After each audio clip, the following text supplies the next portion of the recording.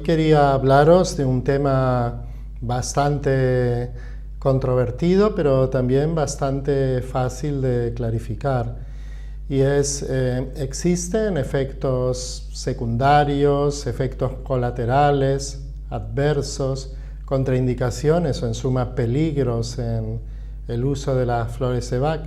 La respuesta es no, y todo lo que explicaré será naturalmente desde mi punto de vista.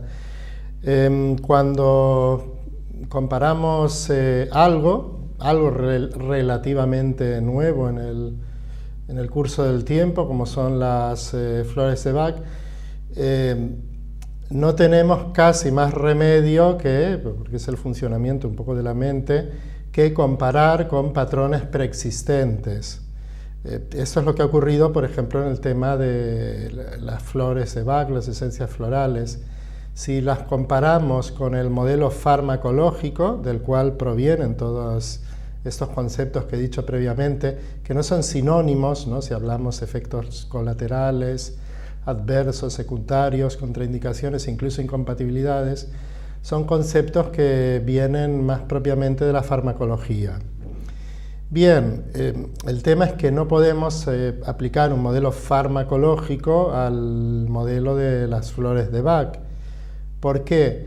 Porque cuando aplicamos ese símil, estamos hablando de productos, de principios activos que se basan en un principio activo que sería un conjunto de átomos que forman una molécula con un efecto concreto que depende de su concentración. Entonces, claro, en las flores no encontramos, no existe un principio activo. Y por tanto, ese modelo es inadecuado, no nos sirve para entender el funcionamiento de las flores, ni mucho menos sus efectos. Entonces aquí nos encontramos con que es uno de los errores más frecuentes adjudicar a las flores, como si de un fármaco se tratase, unos determinados efectos.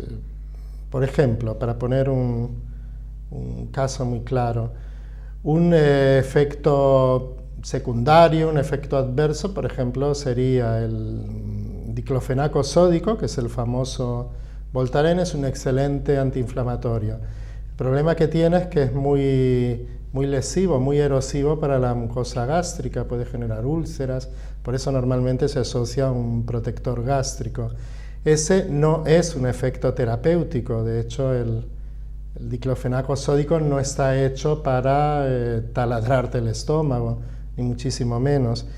Entonces, cuando alguien habla de efectos secundarios de las flores, por ejemplo, alguien que de pronto tome una mezcla y en el transcurso del tratamiento refiera: las flores de Bach no me van bien porque me he pasado toda la semana llorando. Eso no se puede considerar un efecto indeseable, ni un efecto secundario, ni adverso, ni colateral, ni nada por el estilo, porque tiene que ser analizado, tiene que ser contemplado dentro del marco terapéutico. Dentro de un momento incidiremos más sobre este tema del marco terapéutico, porque yo creo que es algo en lo que conviene invertir unos minutos. Muy bien, cuando las flores de Bach se emplean fuera de un contexto terapéutico, fuera de ese marco terapéutico, que es donde verdaderamente vale la pena encuadrar el proceso, es cuando más surgen estas incertidumbres. El propio terapeuta puede desconcertarse, asustarse incluso, y verdaderamente aquí estamos ante una de las terapias naturales más blandas y más pacientes con nuestros defectos y con todos los problemas de la personalidad. Entonces, verdaderamente no podemos tener miedo del empleo de las flores, porque estaríamos ante una tergiversación bastante importante. Evidentemente, a nadie se le puede garantizar que el proceso terapéutico será un proceso cómodo. Sí se le debería garantizar que el terapeuta es un acompañante que lo va a asistir en todo este proceso de mejora. Ahora, si alguien nos pregunta que esto no me producirá tal cosa, tal otra, nosotros no lo sabemos, porque básicamente los sentimientos, los pensamientos, las sensaciones somáticas están en el mismo sitio.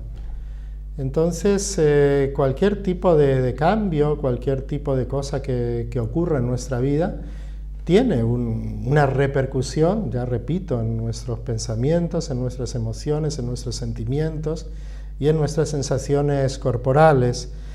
Pero bien, solo salir a la calle, ya la vida nos puede movilizar en cualquier momento.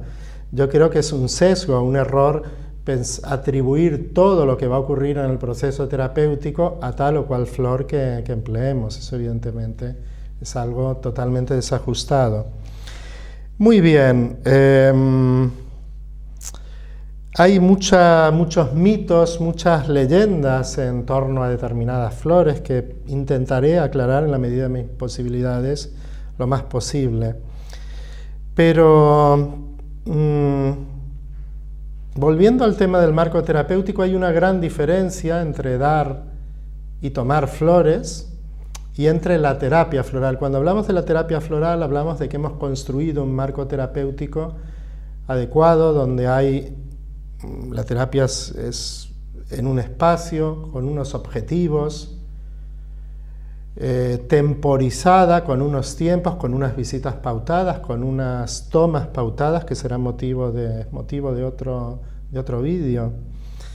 Entonces, se trata de un acuerdo terapéutico donde el terapeuta no es un sanador, no es quien nos va a curar de nada, es simplemente un acompañante elegido por el cliente o por el paciente en un transcurso terapéutico.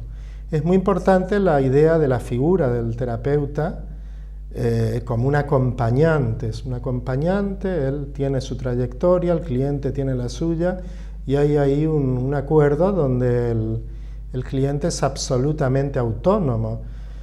Cuando hablamos de marco terapéutico, no solo hablamos de un terapeuta que sepa sintonizar con el cliente, que lo sepa escuchar, que no aconseje, que no intente curarlo de nada, sino simplemente que practique la escucha activa.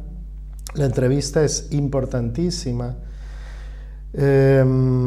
Que sea ético, la ética, aunque todavía no sea una profesión regulada la nuestra, la ética tiene que impregnar toda la relación terapeuta-paciente. Entonces, en ese marco terapéutico, es donde verdaderamente se pueden gestionar todas las posibles incomodidades que ocurran durante la terapia, que ya digo, los que llevamos más tiempo en esto no seguimos sin ver, pero por supuesto que no vamos a vincular todo lo que nos expliquen con tal o cual flor, porque pienso que uno de los errores es cuando se carga toda la atención en la fórmula floral, cuando la atención del terapeuta y del cliente, por tanto, tiene que ir referida al proceso terapéutico. O sea, el protagonista no puede ser el terapeuta, ni deben de ser las esencias florales. El protagonista es el proceso terapéutico, es el cliente el protagonista del proceso que ha elegido seguir con nuestro acompañamiento. De manera que todo esto habla que el terapeuta es una figura mucho más humilde y mucho más limitada de lo que muchos creen. Esto no le quita responsabilidad. Por supuesto que el terapeuta tiene la responsabilidad de estar técnicamente preparado, de ser ético, de ser empático, de aceptar al cliente tal cual es, no querer reformarlo, ni mucho menos modificarlo, ni tampoco pretender y creer que lo puede sanar. Simplemente el único responsable de las emociones y sentimientos es obviamente el cliente. Entonces quería hacer hincapié en un tema. ¿Existen realmente flores peligrosas que haya que tener precaución? No, absolutamente no. Y podría explicar el por qué. Ya dijimos que la flor no es un principio activo y por tanto no no se la puede leer ni entender desde un paradigma o desde un modelo farmacológico. Esto ya es lo primero que debería quedar bien claro. Pero la idea, si le doy tal flor va a pasar tal cosa, y no voy a mencionar ninguna para no caer en esa digamos, leyenda descabellada, primero está planteando un tema, el autocentramiento del terapeuta, sin ninguna duda, porque uno no es el artífice ni es el generador de las emociones de otro. Entonces, no es cierto que tal flor produzca tal cosa, porque las flores al fin y al cabo son simplemente catalizadores de una información que ya está en el interior. No es algo estrictamente ajeno a nuestros sentimientos y a nuestras emociones. Entonces la información que ayude a catalizar una flor u otra será bastante diferente para cada persona, porque cada uno tiene un determinado trayecto. Entonces esa causa-efecto que sí vemos en la farmacología, por ejemplo, si tomo 10 miligramos de diazepam por la noche, me quedo dormido como un tronco. Pero eso no lo podemos extrapolar a una flor. Si tomo tal flor, me va a dar, voy a estar llorando como una Magdalena, o si tomo tal cosa, tal otra. Todo esto es que no demuestra, a mi modo de ver, un autocentramiento y un protagonismo excesivo del terapeuta. Hay otro problema asociado, el miedo del terapeuta. Me da miedo tales o cuales flores porque puede ocurrir tal o cual cosa. Eso en realidad es una fantasía, pero en realidad hay otro tema subyacente que quien dice me da miedo esta flor, esta otra, en realidad quizás lo que nos esté diciendo es me dan miedo mis propias emociones y por tanto proyectando me dan miedo las emociones en el paciente porque tengo miedo de no saber gestionarlas. Primeramente lo que habría que decir aquí es que el terapeuta no es el responsable, como ya comenté antes, de las emociones del paciente. Tampoco lo son las flores. Las flores son unas de las herramientas que le van a ayudar a gestionar las emociones adecuadamente. Las emociones desagradables y agradables del paciente ya existían antes de que entrase en contacto con nosotros y con la terapia floral. Entonces el terapeuta debería supervisarse, quizás asistir a grupos, existen grupos y terapeutas supervisores, y plantear este tema, porque se trata de un problema que debería trabajar él antes, tal vez, o al mismo tiempo que se sitúa en el rol de terapeuta. Así que evidentemente no podemos achacar los sentimientos desagradables que puedan irse teniendo a lo largo de la terapia con tal o cual flor. Porque entonces es que el problema es que no solo ese miedo no resuelto del terapeuta se extrapola se proyecta, la palabra sería se proyecta al cliente, sino que se proyecta a la flor. Y las flores pobres no tienen ninguna culpa de nuestros miedos y nuestras limitaciones. De hecho, yo casi que considero que no es buena idea preguntar cómo te han ido las flores, porque entonces si el cliente está bien dirá, uy, me han ido fabulosas, eres un crack. Y si el cliente le ha pasado X cosa o se le remueve lo que sea, dirá, no, estas flores no me han ido bien, deme las de la visita anterior que me daba bien. Entonces aquí, como vemos, la responsabilidad en la gestión de las propias emociones se extrapola y se carga a la responsabilidad de las flores y por tanto de la habilidad combinatoria del terapeuta, cosa que desde todo ángulo no conviene. Pensemos que en esta terapia no nos interesa establecer roles que estén demasiado sobredimensionados o demasiado marcados.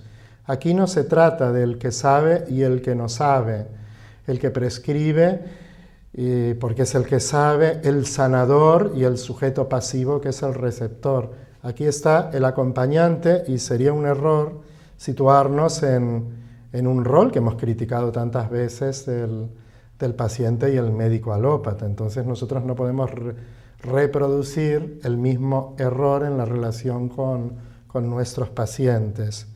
Otro tema muy interesante es el de las incompatibilidades. No existen incompatibilidades con otras terapias, sea esta alopatía, homeopatía, sean las propias flores entre sí, porque volveríamos otra vez al paradigma farmacológico y alopático para considerar las flores.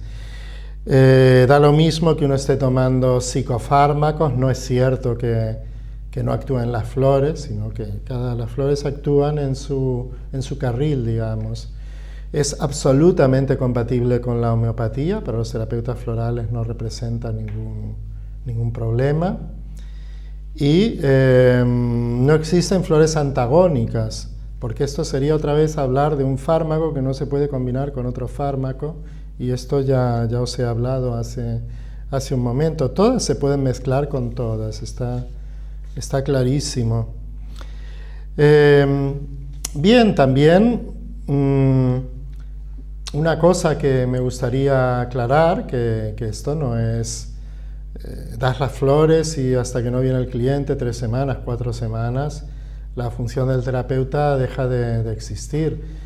Es muy importante que el terapeuta esté localizable también, que acompañe al cliente en un determinado momento en que éste atraviesa una determinada crisis o está viendo unas cosas en su interior o le ha ocurrido cualquier otra cosa, porque ahí también podemos ayudar reformulándolo, simplemente tranquilizándolo, recordándole que está en un proceso donde hay unos objetivos, donde hay una trayectoria en el tiempo, donde lo más probable es que se vean resultados muy positivos.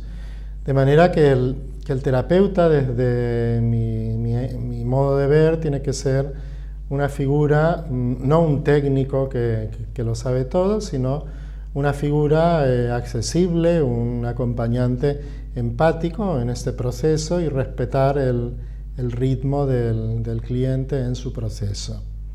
Muchas gracias.